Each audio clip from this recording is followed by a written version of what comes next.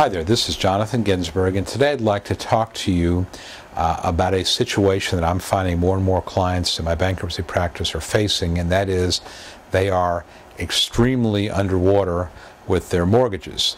I know there's a typical scenario I see is somebody bought maybe 5-6 years ago, they bought a house for $350,000, $400,000. They took out a mortgage note, and maybe a first and a second, and so they owe, let's say, $400,000.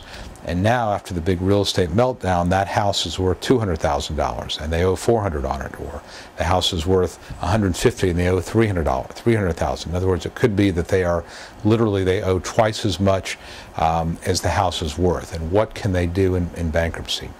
And there are a few options. Let me start with scenario one. If there's just one mortgage, one option would be simply just to walk away from the house and surrender it back to the lender. If you do that, the lender has the option of pursuing a deficiency balance, but it's kind of difficult. In Georgia, that lender would have to file something called a notice for confirmation of deficiency. They would have to convince a Superior Court judge that the fair market value of this property is what it was bid in at the foreclosure sale, and that they should be allowed to pursue you for a deficiency judgment for $100,000, $150,000. And we do see it sometimes, but these certification or confirmation of deficiency hearings or motions have to be brought within 30 days of a foreclosure, and we just don't see it that often. So I would tell you that it's kind of rare to see a deficiency action in mortgage foreclosures if there's just one mortgage. But it does happen, and I think that would be something to certainly talk to your lawyer about. Now, if there are two mortgages, you've got a second, that's a little bit more problematic. And the reason for that is that the second, typically the first lender is going to do the foreclosing. The second lender can sue you on the note. So in other words, if you have mortgage company A forecloses on you, and of course by foreclosing that eliminates the lien of mortgage company 2.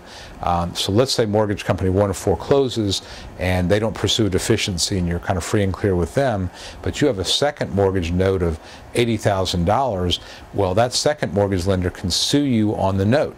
And so you'd have a lawsuit for $80,000 based on the promissory note.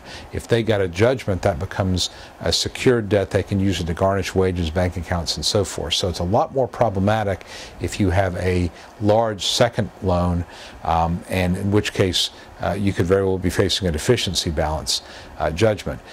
In those cases, we're finding that in Chapter 13, we can put people in Chapter 13, and in some cases do what is called a lien strip. And there's other information on this site about lien stripping, but we can do a lien strip and get rid of that second lender, second loan without any kind of repercussions to you. But my point here, I guess, is that if you have a house that you're dramatically underwater in, there's one mortgage, there's sort of one step, and that would be just to surrender the property back and hope that there's no deficiency. If there was a deficiency, you could then look at going into a bankruptcy to get rid of it. If there are two mortgage loans, you're likely to have a problem with the second lender. That's a lot easier for that second lender to pursue you for deficiency. So what I would tell you is, big pictures, if you have a house you're underwater in, before doing anything, it would be wise to call me or to speak to a bankruptcy lawyer just to see where you stand, how bankruptcy would work in theory. You know, what if you did this, what if you did that? Would you even be eligible? Would it make any sense at all? And I talk to a lot of people about that type of thing.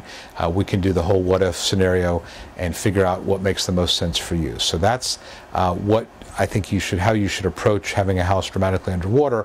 And just a final comment, I have people sometimes say things to me like, I've been in this house for 10 years and I've put a lot of money into it, I hate to give it up.